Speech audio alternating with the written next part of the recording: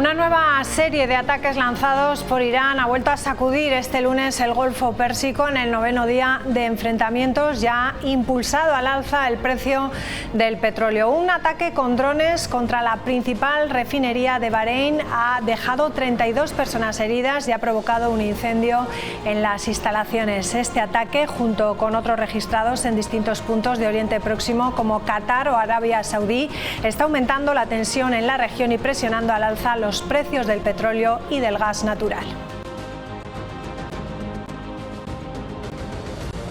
¿Qué tal? Muy buenas noches. Llevamos días notándolo casi de forma automática desde que comenzaron los ataques. Esta semana no cambia. Comenzamos con los precios del diésel y la gasolina subiendo. Hoy una estación en Logroño, el diésel superaba el €1,80 y la gasolina sin plomo 95 se acerca a 1,70 céntimos. Y para mitad de semana se prevé incluso un nuevo aumento, llegando a esa barrera de los €2. Esto está repercutiendo en los bolsillos de todos los ciudadanos. La patronal de las gasolineras ha pedido una reducción temporal de los impuestos que permita una rebaja inmediata de los precios. Escuchen. Sí, da mucho miedo. Lo que antes lo llenábamos con 50, ahora se nos pone casi el 90. Sobre todo el nuestro, porque son muchos litros al día. ¿Cuántos pueden ser al día? Pues echan medio depósito y casi 400. A ver, las previsiones es cierto que no son demasiado buenas y que es probable que estemos hablando de precios más altos para mitad de semana de lo que están ahora. Bueno, pues hablaremos de ello en la tertulia y más cosas. El Ministerio de Educación presentaba la semana pasada a las comunidades autónomas el anteproyecto de ley para reducir los ratios en las aulas. Una reforma que busca mejorar las condiciones del profesorado y también la atención al alumnado. La propuesta fija un máximo de 22 alumnos por clase en primaria y 25 en la ESO, frente a los límites actuales que tenemos de 25 y 30 respectivamente, aunque aquí en La Rioja son diferentes. La norma también incluye otras medidas laborales para el profesorado, como pueden ser limitar la jornada lectiva a 23 horas semanales en infantil y en primaria y 18 horas en secundaria. La implantación sería progresiva hasta el curso 2031-2032, comenzando a aplicarse en los próximos cursos escolares. El texto fue presentado, como les decíamos, en la Conferencia Sectorial de Educación, donde el Ministerio lo debatió con las comunidades autónomas. Varias comunidades pidieron más tiempo para analizar todo el impacto económico y también el calendario de aplicación. Las comunidades gobernadas por el PP han pedido además fondos adicionales al Estado para aplicar la medida, ya que reducir las ratios implica más profesores y en algunos casos más aulas. El Gobierno, sin embargo, ha defendido que la ley va a seguir su tramitación parlamentaria.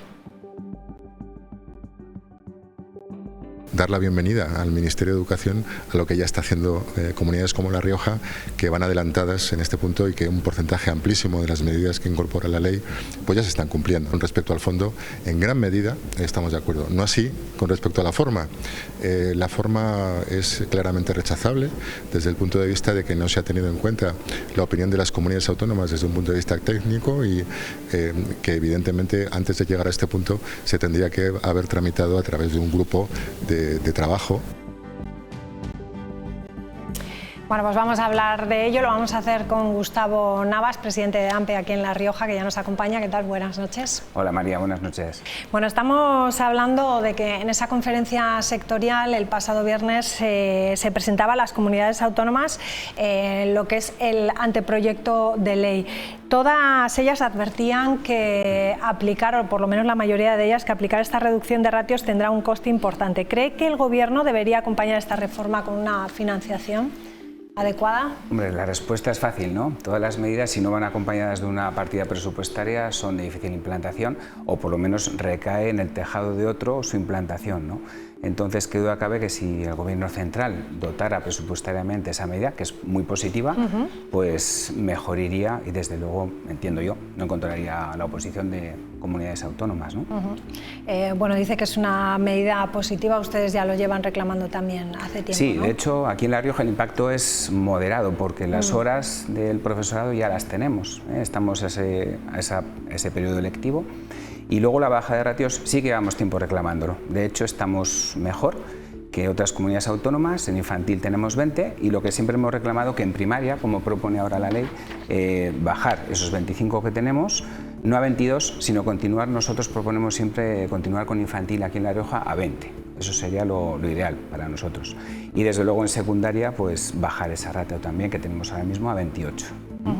Hemos visto también que es progresivo, ¿no? Hasta el año 2031-32, hasta ese curso. ¿Es un plazo razonable o es dejarlo muy alargado en el tiempo? Claro, razonable yo creo que es más que nada porque conlleva dinero, ¿no? Entonces los plazos cuanto más largos son para implantar las cuestiones que llevan partida presupuestaria, es importante para su correcta aplicación. Entonces, por eso hablábamos la importancia de que hubiera una partida nacional para implantar todo esto. ¿Cuál es el aspecto positivo de bajar esas ratios? ¿Cómo se nota en las aulas? Se nota muy positivamente en el día a día del profesorado, los docentes, la atención que podemos dispensar a nuestro alumnado, ¿no? Hoy en día tenemos que prestar especial atención a todo el alumnado, a toda la diversidad que tenemos en las aulas, y esta bajada de ratios influye muy positivamente en el tiempo que nosotros podemos dedicar a cada alumno, ¿no? El tiempo que requiere cada alumno en su proceso de enseñanza-aprendizaje, y desde luego que todas las medidas que sean encaminadas a bajar esas ratios y bajar el horario lectivo para que podamos hacer otras cuestiones. No es que nos vayamos a nuestra casa, ¿no? Sino que tenemos el horario semanal siempre, y podemos hacer otro tipo de cuestiones como coordinaciones con otros compañeros para atender mejor la labor, por ejemplo, la labor de tutoría, que siempre nosotros reclamamos más horas, ¿no? Para poder hacer esa labor tutorial, y creemos que ese es el camino y desde luego muy importante para poder atender al alumno como se merece hoy en día, ¿no? En algunas comunidades se ha ido aprovechando bajar los ratios debido a la natalidad, ¿no? Que ha ido en descenso. ¿Cuál es la situación aquí en La Rioja? Pues yo creo que La Rioja no escapa a la situación nacional, ¿no? De hecho, cuando uno ve los números que presenta la Consejería de Educación aquí en La Rioja, ve efectivamente ese descenso de natalidad en etapas de infantil y primaria, que va subiendo, digamos, ¿no? Que se ve compensado un poco con el incremento de alumnado en formación profesional.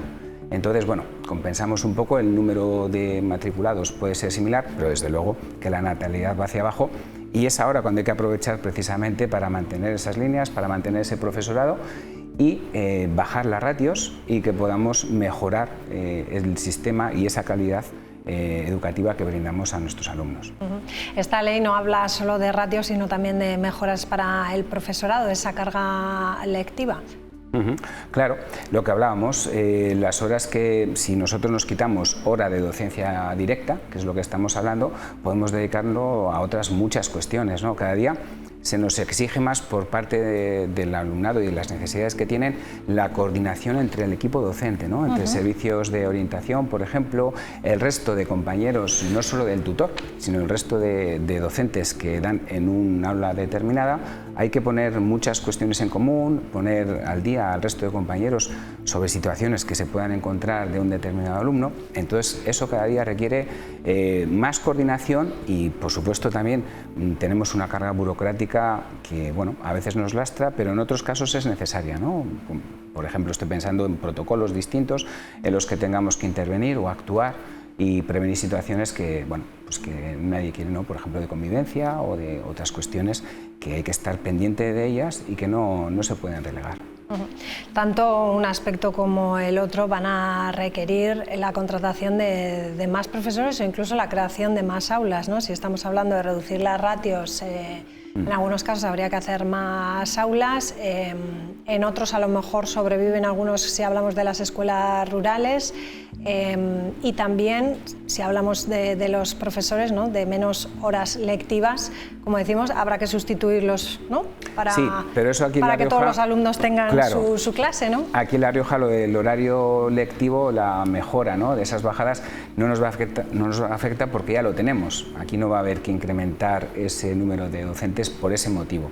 Las ratios, pues bueno, sí que es verdad que en algunos centros hay plazas de sobra, como sabemos, en otros no, que están llenos, según como los padres decidamos centrarnos más o en unos o en otros, pero sí que es verdad que en algunos sitios pues habrá que hacer un esfuerzo para si hay que incrementar una línea o cuestiones así, o derivar a esos alumnos. El tema importante aquí es, desde luego, que se aproveche esta situación de bajada de ratios para no destruir, evidentemente, ninguna línea y distribuir a todo el alumnado de forma equitativa entre todos los centros docentes estoy pensando en Logroño, ¿no?, que es donde más población tenemos en La Rioja, pues que que dentro de la medida de lo posible se distribuya, y si hay que abrir alguna línea, pues desde luego que se haga para llegar a esos números de esas ratios que propone el Ministerio, y que el jueves, precisamente este jueves, esta semana, se negocia con las organizaciones sindicales, en la que AMPE está presente con el Ministerio, y se va a seguir negociando esta cuestión. Bueno, hablamos de otra cuestión en la que se ha llegado a un acuerdo. Hace poquitas semanas teníamos aquí a representantes del profesorado interino haciendo sus quejas y sus reivindicaciones. Parece que se ha llegado a un acuerdo, ¿no? Sí, la semana pasada, después de todo este curso desde septiembre de negociación con la Administración, con la Consejería de Educación, pues al final se propuso un acuerdo definitivo, digamos, por parte de esta. Y bueno, pues nosotros creemos que es un acuerdo moderadamente satisfactorio, y por eso nosotros hemos votado a favor de este acuerdo, que recoge una serie de reivindicaciones que nos planteó a principios de curso esta plataforma, y de las cuales compartimos, y de hecho venimos reivindicando no solo AMPE, sino el resto de organizaciones sindicales desde hace tiempo. Y eso es lo que hemos hecho. Hemos negociado con la Administración durante todos estos meses, y yo creo que hemos conseguido avances importantes e interesantes que van a mejorar las condiciones del profesorado interino y no interino también, porque también afecta a funcionarios de carrera. Bueno, ¿cuáles serían los más importantes a los que se ha llegado? Bueno, pues por resumirlo muy rápidamente, los más importantes, lógicamente no se ha llegado al 100% de las reivindicaciones, ¿no? Pero sí que se ha conseguido, por ejemplo, en el cobro del verano, se ha conseguido el cambio de sistema para poder cobrar el verano a los compañeros interinos por número de días trabajados. Antes había que estar desde septiembre hasta junio de forma ininterrumpida para poder cobrar el verano. Ahora, al pasarlo a días trabajados, que va en progresión, ¿no?, en 4 cursos, llegaremos a que cobren el verano con 255 días trabajados. Entonces, esto supone un avance muy importante para personas, por ejemplo, que están todo el año trabajando y que a lo mejor una semana o 2 durante el curso las cesan, pero vuelven a coger otro contrato, pues estas personas van a poder cobrar el verano. Estoy pensando, por ejemplo, en personas que sustituyen permisos por nacimiento, que, como sabéis, se puede interrumpir. Entonces, esto es un avance muy importante y que va a permitir en el futuro que más de 200 personas puedan cobrar este verano. No hemos llegado a esos 150 días que se pedía, porque esto en el 2012 se perdió, el cobro de verano con 165 días, pero sienta unas bases para cambio de modelo y poder a futuro seguir rebajando ese número de días. Otra cuestión que también muy importante hoy en día, la obligatoriedad de las jornadas parciales. Hemos conseguido que los tercios de jornada, tal como está en la vida, y es cierto, sean voluntarios. Hasta ahora eran obligatorios. Bueno, pues las personas que no se puedan permitir, porque el sueldo es el que es un tercio, coger esas plazas, pues no es tener la obligación de hacerlo. Además, el resto de jornadas parciales serán voluntarias también durante el mes de septiembre, cosa que hasta ahora también eran obligatorias. Con lo cual, una persona interina podrá elegir en cada momento lo que más le convenga. Y luego otras cuestiones también, y no menos importantes, por ejemplo, que afecta también a funcionarios de carrera, y esto lo hemos reclamado AMPE desde enero, en concreto, esto es una cuestión que nosotros hemos pedido y la hemos metido en este acuerdo, es el reconocimiento como experiencia docente de las vacaciones pagadas y no disfrutadas por todos los que hemos sido en algún momento de nuestra carrera profesional interinos. Y esto lo va a hacer la Administración de oficio, y con efectos económicos también con 4 años hacia atrás. Además, las personas que estén de baja el 1 de septiembre y que tengan vacante, se les reservará su puesto, porque hemos sufrido casos que se han roto una pierna en agosto y tal, y no han podido ir el 1 de septiembre y se han quedado sin su puesto para ese año. También se ha conseguido mejoras en el apartado de disponibilidad. la disponibilidad, que es una puntuación extra que te da la administración por estar disponible para ella. A partir de ahora, si tú un curso no puedes estar, no te sumas ese año esos puntos, digamos, pero no pierdes todo lo que llevabas hasta ahí, cosa que hasta ahora se perdía.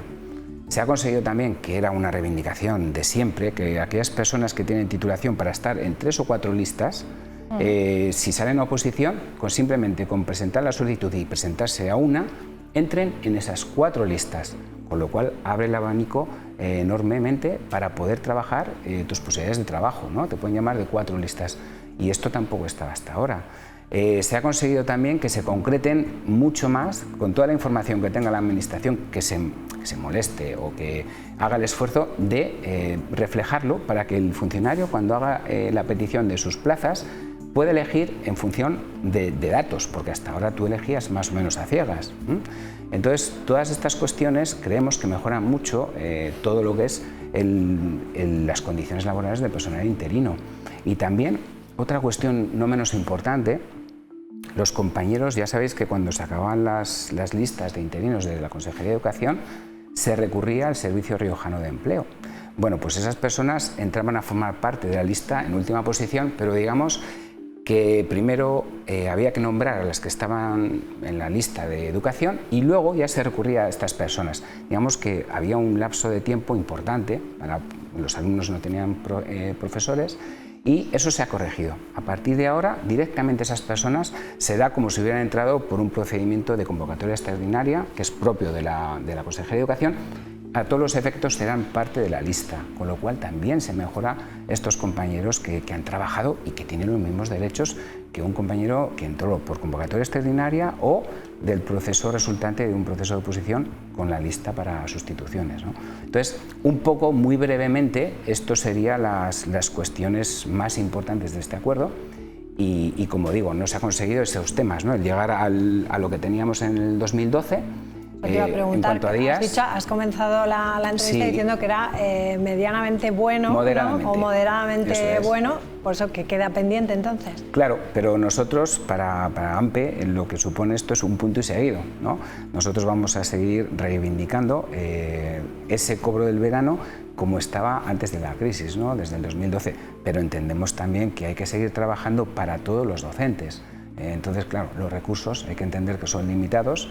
Y hay que entender también que la Consejería la semana pasada nos dio una última oferta para llegar a un acuerdo y entendemos que, bueno, que no hemos querido dejar escapar este paquete de mejoras y seguiremos negociándola, pero encima de la mesa tenemos cuestiones importantes también, como son los equipos directivos, aumentar sus complementos, que es un tema también que viene de atrás y que es de justicia también incrementar económicamente a los compañeros que se dedican a esas labores de gestión de los centros educativos, ¿no?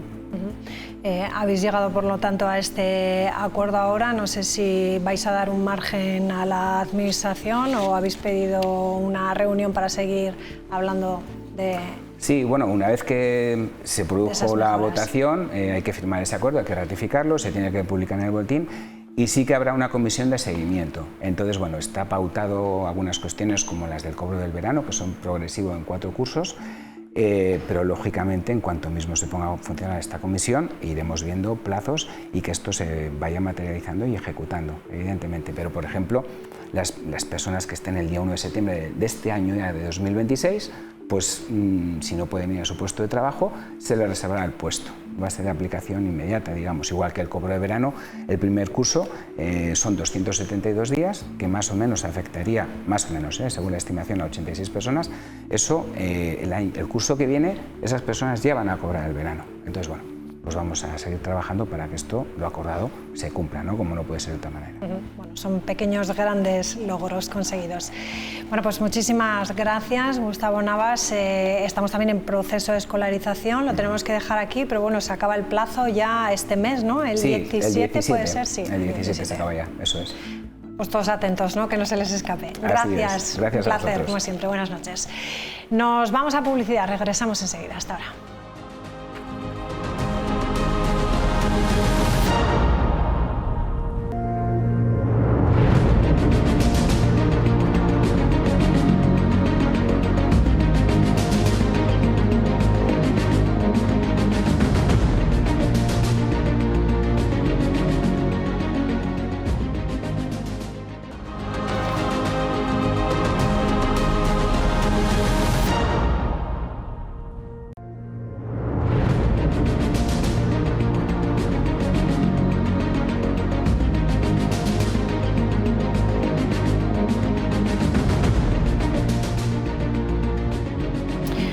Una nueva serie de ataques lanzados por Irán han vuelto a sacudir este lunes el Golfo Pérsico en el 9º día de enfrentamientos y ha impulsado al alza el precio del petróleo. Un ataque con drones contra la principal refinería de Bahrein ha dejado 32 personas heridas y ha provocado un incendio en las instalaciones.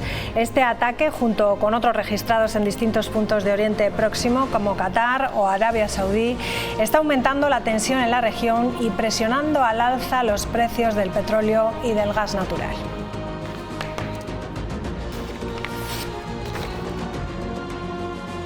Venga, pues vamos a saludar ya a quienes nos acompañan. Jorge Medel, ¿qué tal? Buenas noches, bienvenido.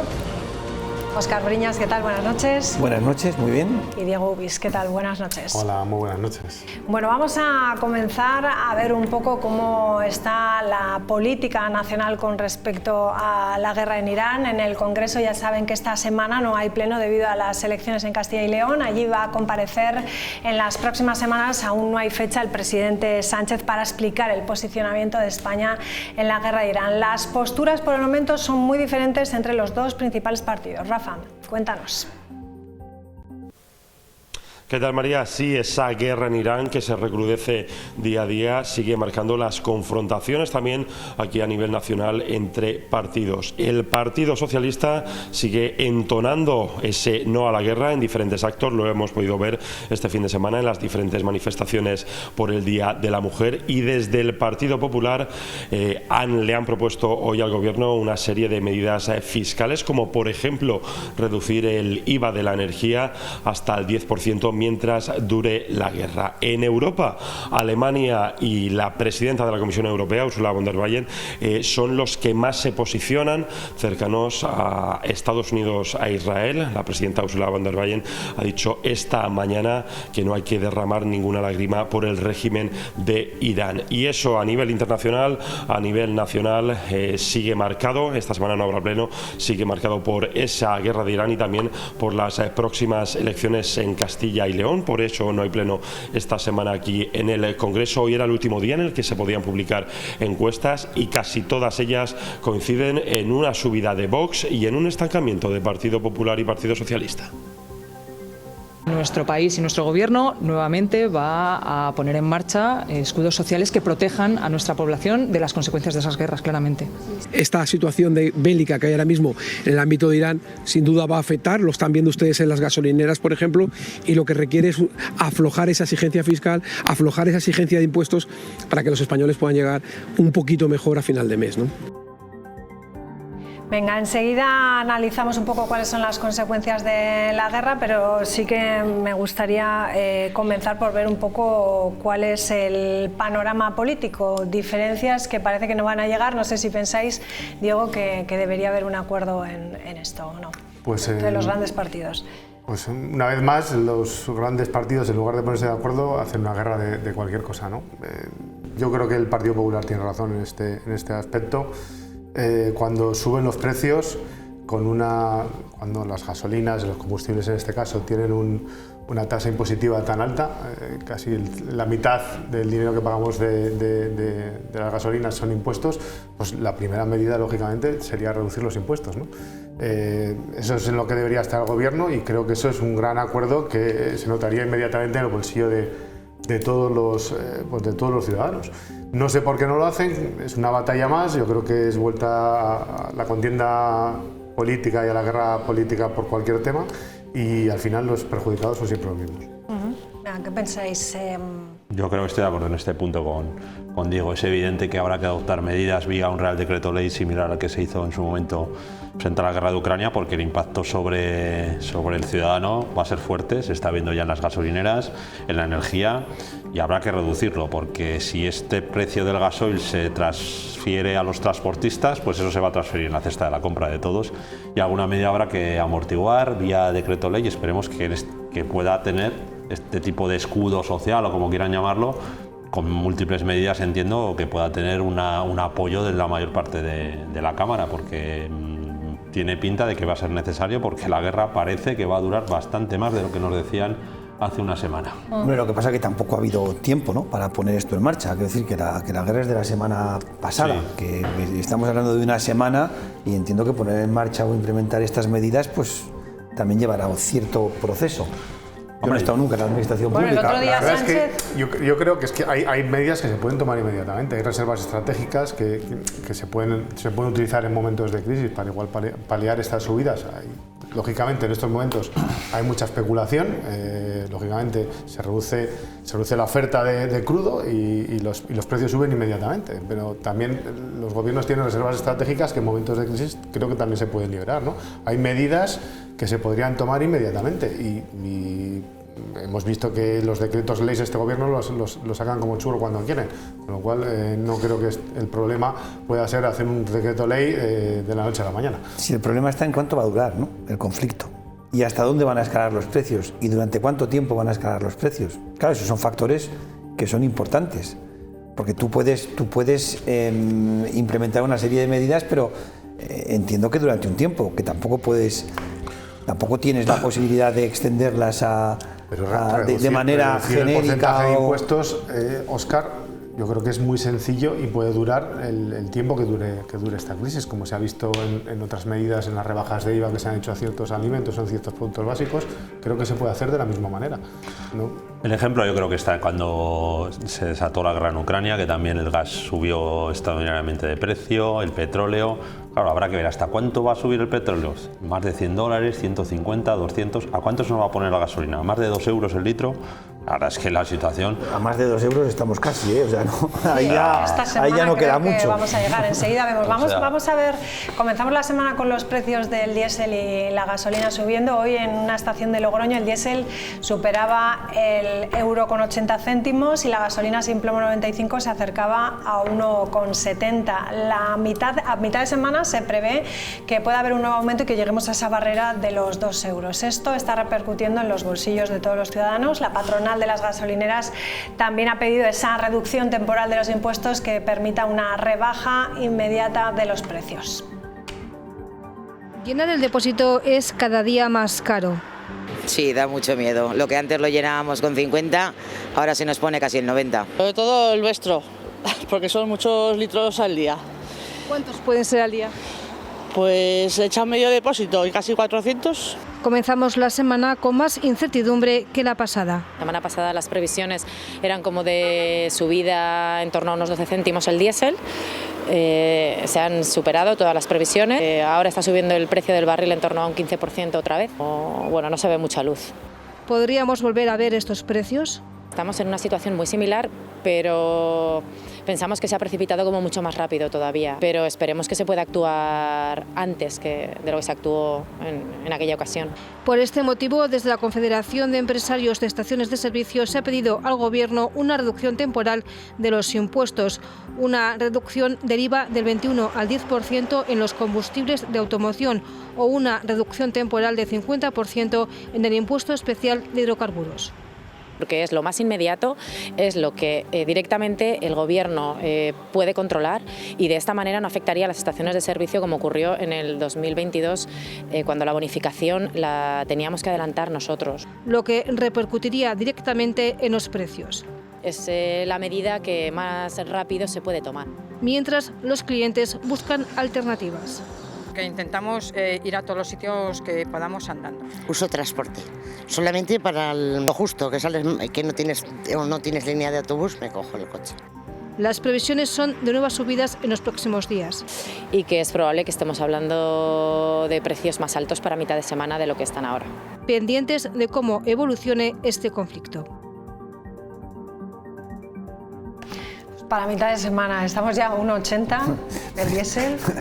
O sea que para el miércoles... Fomentamos la vida sana y que todo el mundo vaya transporte público. Lo que es curioso de este tipo de conflicto, no en esto, en cualquier cuestión de precios, por ejemplo de la gasolina, yo tengo la sensación, igual es por desconocimiento, porque afecta a mi bolsillo, de que la subida de precios, o sea, cuando ocurre algo, el efecto subida de precios es mucho más rápido y pronunciado. Sí. Que el efecto bajada de precios cuando la situación, sea la guerra o sea lo que sea, se reconduce, ¿no? Siempre se habla de que hay un efecto bala para subir y luego hay un efecto pluma para bajar. Porque cuando baja el petróleo a 80, 50, 60 dólares, oye, no, entonces no baja tanto. No baja tanto. Pero sube inmediatamente. Y es cierto que parece mentira que una guerra que está en Irán, que parece lejos, pero cómo nos está afectando al bolsillo de una manera directa y y desde luego pues vamos a ver si efectivamente hay alguna medida paliativa, pero que en todo caso, aunque baje 20, 30 céntimos a través de una deducción, de una bajada de impuestos, a pesar de ello, el combustible va a seguir estando más caro, lamentablemente, y cuanto más dure esta situación, más duro va a ser el impacto, lamentablemente. Decían además que las gasolineras, o sea, que no teníamos que haber notado, por lo menos los expertos decían la semana pasada que no teníamos que haber notado ese aumento bala, como dices, Jorge, pero sin embargo esta mañana escuchaba que claro, ellos dice que compran a diario lo que es el petróleo. Sí, entonces, aplican el precio, es la estructura de precios, aplican el último precio que compran, o sea, eso siempre es así. Y que lo hacen la a diario. estructura de precio, sí. La estructura claro, de precio, se explica un poco, ¿no?, esa velocidad. Funciona así, en la gasolina funciona así siempre, para el consumidor es lo peor, pero siempre el precio más alto es el que aplican a la hora de fijar los combustibles. Eso explica la bala, la subida bala, pero la pluma no... No, la pluma no se nota. La pluma no la veo yo por ningún lado. Claro, es que va utilizando el precio más alto en el que han comprado, en reservas que tienen. De todas formas, yo he visto hoy el gráfico de fluctuación en el día y las variaciones son increíbles. Ha subido en momentos hasta $117 el barril y luego ha bajado hasta 90 y tantos. O sea, las fluctuaciones son increíbles. Hay un componente especulativo evidente. Yo creo que no creo que haya escasez de petróleo, pero que hay un componente especulativo importante. Y en esto, como en todas las guerras, hay quien gana y quien pierde. Hay que ver quién es el primer productor ahora mismo de petróleo del mundo, que es Estados Unidos. Y este tipo de subidas de precios para técnicas como el fracking o para ciertos proyectos a medio plazo o a corto plazo puede suponer que siempre haya un ganador. En este caso, ciertos productores de petróleo que pueden ganar con esto, aunque el precio que se está pagando, pues, sin comentarios. Y que luego afecta a los combustibles, pero eso hace que vaya a afectar a todo lo demás, ¿no? Porque al final todas las mercancías se llevan a través de, lógicamente, de un medio de transporte que usa algún combustible y por lo tanto va a encarecer todos los productos, por ejemplo, lo decías de la cesta de la compra. La cesta de la compra, eso va a tener un componente en la inflación, que no deja de ser un impuesto negativo que pagamos todos los ciudadanos, porque al final nuestro dinero vale menos. Y eso... pues lamentablemente esto es lo que ocurre cuando nos metemos en este tipo de aventuras bélicas sin un final muy claro y sobre todo con una incertidumbre, ¿no? Si el conflicto duraría menos tiempo, pues igual esto se estabilizaría, pero ahora desde luego la situación no es nada halagüeña. Bueno, eso, ¿cómo va a acabar el conflicto si además, ¿no?, han nombrado al hijo ahora de Khamenei, pues hombre, que dicen que es incluso más radical, ¿no?, que su padre? Yo creo que esto no tiene visos de solución a corto plazo. El otro día lo hablamos en esta mesa, es un país de 90 millones de personas, es un país que está acostumbrado a la resiliencia, a la resistencia, porque muchas veces han ido en contra de todos los países que tienen alrededor. Y no va a ser fácil porque también tiene una capacidad que en otros casos, como por ejemplo Venezuela, no la tenía, ¿no? Entonces Venezuela, el cambio que se produjo fue muy rápido después del ataque y del golpe que asestó Estados Unidos para cambiar ese régimen y encauzar un poco la situación en ese país, también con sus fines detrás, ¿no? Pero yo creo que aquí la cuestión va a ir para largo. Tal vez Trump eso, ¿no? Buscaba imitar un poco lo que ha pasado en Venezuela, ese gobierno títere que tiene en estos momentos, y aquí lo tiene bastante difícil. El nuevo líder supremo no parece que sea del perfil de Delcy Rodríguez, precisamente. No, está complicada la cosa. Bueno, están diciendo que era un tipo que, aunque había pasado bastante desapercibido, que no... Incluso hay muchos en su país, muchos ciudadanos que ni han escuchado hablar ni una palabra, pero sí que tenía un poder bastante potente dentro de lo que era el círculo más cerrado de su padre, que tenía bastante ascendencia en estos de la Guardia Revolucionaria, que deben, aunque no es el ejército, sí que debe ser, bueno, pues esa Guardia Revolucionaria quien tiene mayor poder. Y bueno, cuando con quien te estás enfrentando acaba de matar a tu padre, a tu madre y a tu esposa, y además eres integrista islamista, así dicho todo de seguido no suena tranquilizador en ningún caso. Desde luego parece que se impone el ala dura dentro del régimen iraní. No tiene pinta de que vaya a haber una caída súbita del régimen, y parece que los peores temores se están confirmando. Cierre del estrecho de Hormuz, una resistencia por parte de Irán bastante dura, Y aquí lo estamos pagando todos. Primero, el pobre pueblo de Irán, con un régimen teocrático absolutamente abyecto, con lluvias tóxicas por el incendio del petróleo, Israel con bombardeos continuos, Estados Unidos con $1.000 millones al día, pero que ahora también los países europeos vamos a tener este efecto. Veremos en qué acaba la intervención que anuncia Francia, parece ser, ataque a países de la OTAN.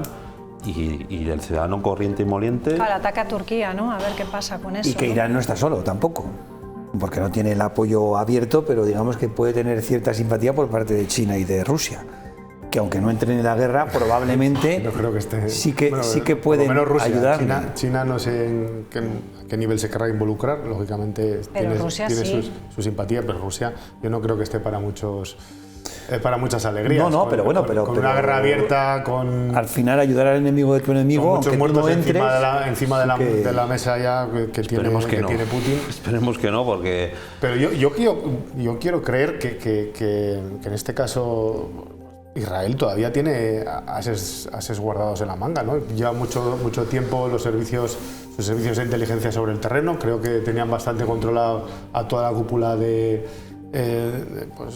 esta teocracia y de Jamenei y de todos los líderes políticos, y yo creo que ahora mismo estarán escondidos, pero creo que no va a ser el primer golpe que asesten a esta cúpula y que van a seguir por esa línea, intentar descabezar todo lo posible al régimen. Lo que pasa es que el régimen también estaba preparado, porque este ataque no ha sido ninguna sorpresa, y yo, por lo que he leído de especialistas, que yo no lo soy, sí que incluso el régimen iraní tenía preparados cómo encontrar sucesores, no solamente al gran líder supremo, sino a mandos importantes o intermedios, que haya una posibilidad de que si los matan haya alguien que ocupe su puesto. ¿Hasta qué nivel? Yo creo que llegará un momento que ya ¿quién quiere coger la corona? Es un cargo un poco peligroso.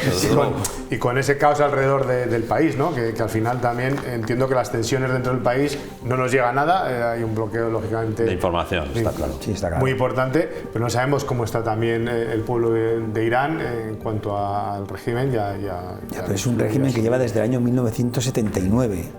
Es decir, un régimen que ha sido absolutamente, en fin, controlador, pero ahora matando a gente. Ahora está siendo atacado, ahora tiene un frente. Sí, pero al final el poder y las bases del poder económico, militar, político, de todo tipo, tienen que estar muy asentadas y tiene que ser muy difícil. Cuando tu gobernante además es por la gracia de Dios, ¿no? Cuando viene impuesto por la divinidad, ¿no? Pues es un poco difícil. Sería deseable, desde luego, que caería el régimen cuanto antes, para todos, está claro, pero no sé, un poco estaremos expectantes, ¿no? Venga, vamos a cambiar de asunto. El movimiento feminista ha vuelto a salir a la calle con motivo del 8M, Día Internacional de la Mujer, en el que resonaba el eco de un mundo en conflicto que afecta y mucho más a las mujeres. Según estimaciones de la Policía Nacional, algo más de 2.000 personas participaron este domingo en la manifestación convocada por la plataforma 8 de marzo por ese Día Internacional de la Mujer en las calles del centro de Logroño, con reivindicaciones en memoria por los derechos conquistados, por el feminismo, la lucha para no involucrar en igualdad y rechazo de todas las violencias hacia las mujeres. Por otro lado, también la asociación Kirke, Feministas en Acción, y CNT convocaban este domingo otra manifestación con el lema contra la violencia institucional. Bueno, y algo que nos ha llamado la atención dentro de todo lo que ha sucedido, destacábamos la dimisión de la concejala de la mujer de Collado Villalba, una concejala del Partido Popular, tras interrumpir una obra de teatro feminista, el 8M, que ella misma había programado, al considerar que el contenido suponía una falta de respeto. Dijo que su reacción no fue la adecuada. Vamos a escuchar el momento. Discúlpenme, pero esta obra de teatro y este monólogo... Sabía que le iba a cortar. Lamento mucho todo lo que son las faltas de respeto que han tenido. Bueno,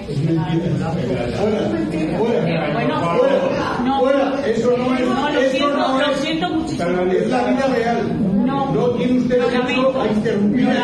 Claro que tengo todo el derecho del mundo, porque hay gente que se está sintiendo muy... Pues que se vayan.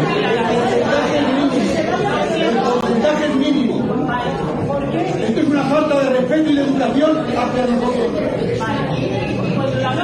No, usted no es quien para anular esto. Menos en la Semana Internacional de la Mujer. Es el día en donde...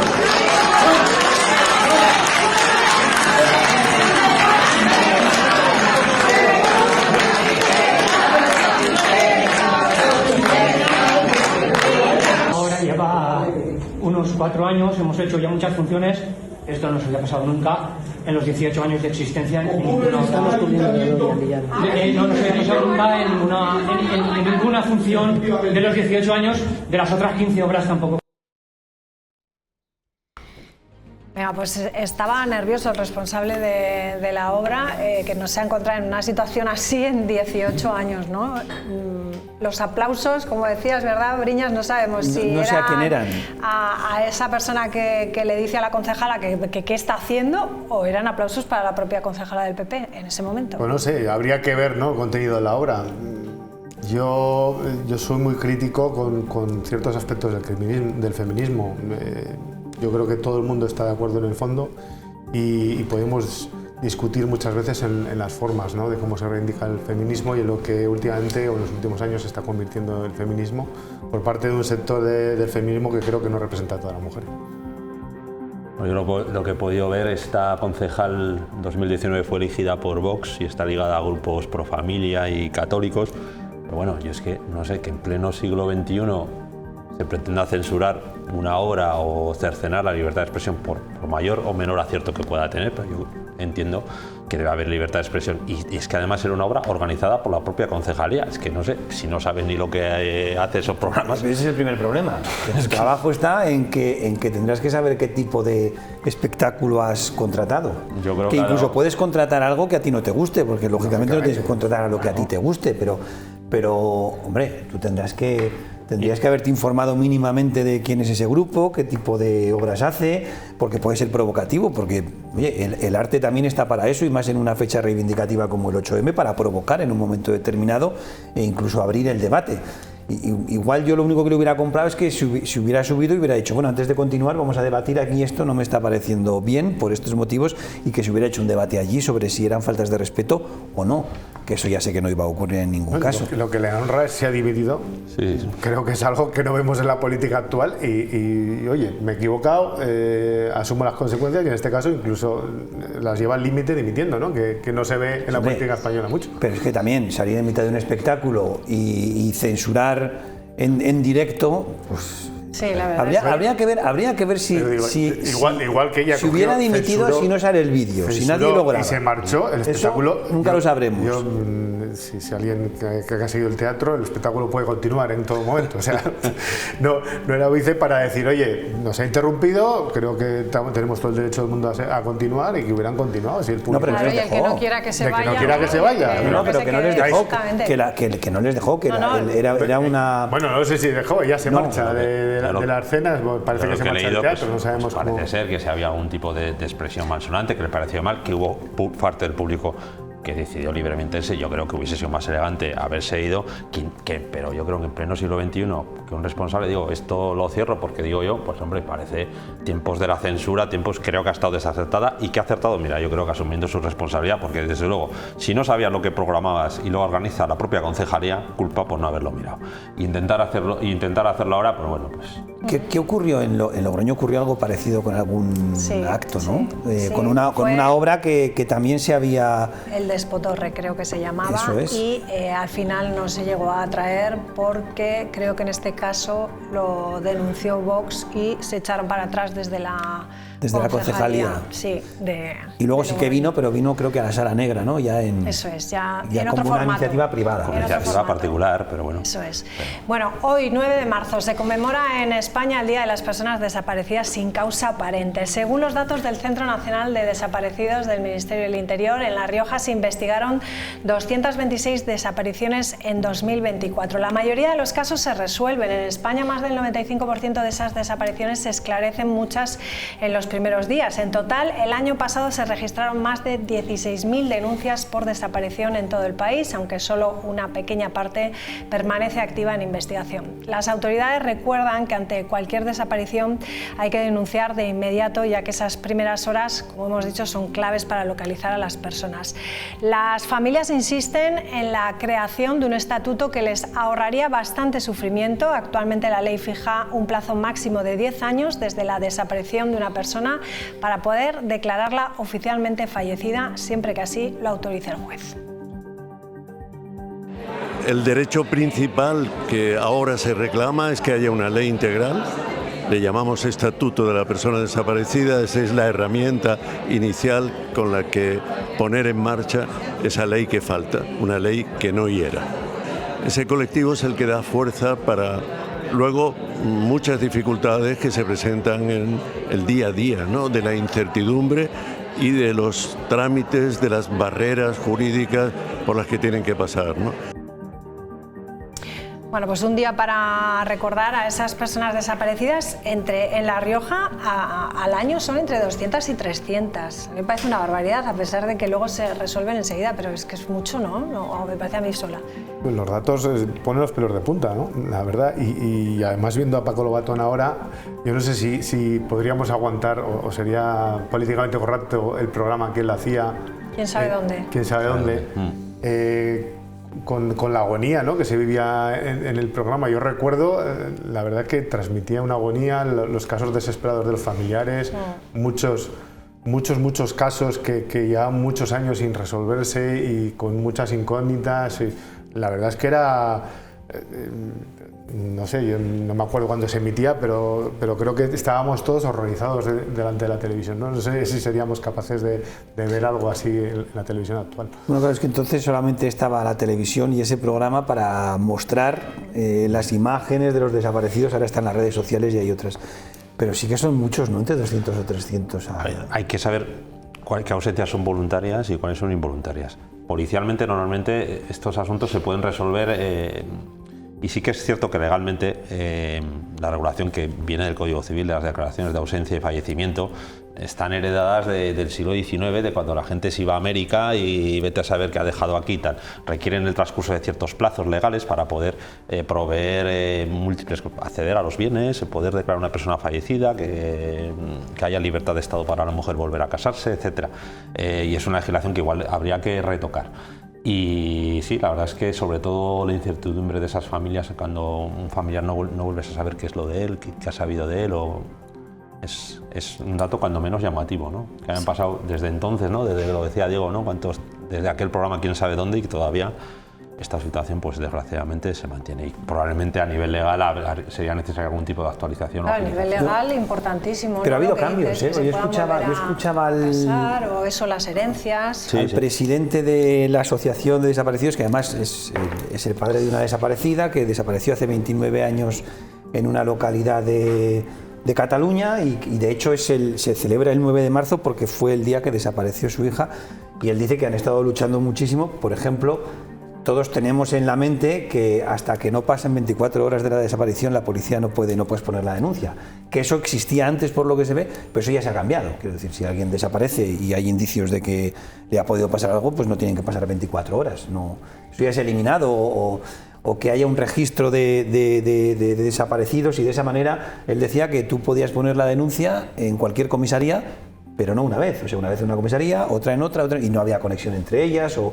que ahora también a los familiares se les cogen ADN para poder compararlos y encuentran, bueno, que ha habido mucho avance, pero bueno, entiendo que según escuchábamos a Paco Lobatón todavía hay otras cosas y otras cuestiones. Sí, no, a ver, está claro, a nivel policial en una desaparición son claves las primeras horas, porque es cuando la pista está caliente básicamente y se puede ver dónde ha estado, con qué contactos, en qué motivo y tal. Y es cierto que cuando pasan unas semanas y no se sabe dónde está una persona, pues a veces desgraciadamente pues cuesta mucho. Y los temas legales a veces también son dolorosos. Y la huella digital también. que se quite, ¿no? Cuando una persona aparece, ¿no? que esas fotografías desaparezcan en 24 horas, que antes eran creo que 48 horas, que eso también es importante, ¿no? Porque si no tu fotografía sigue rulando por ahí y es importante.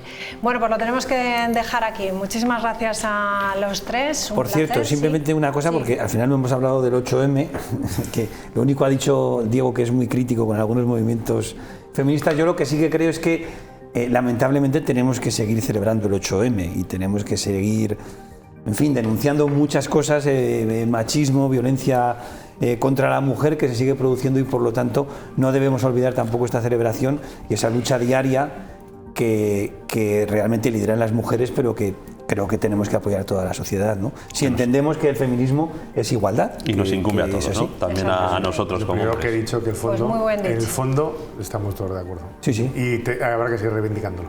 Así es. Bueno, pues este es nuestro mensaje para concluir. Muchísimas gracias y les dejamos ya con campeones. Adiós, buenas noches.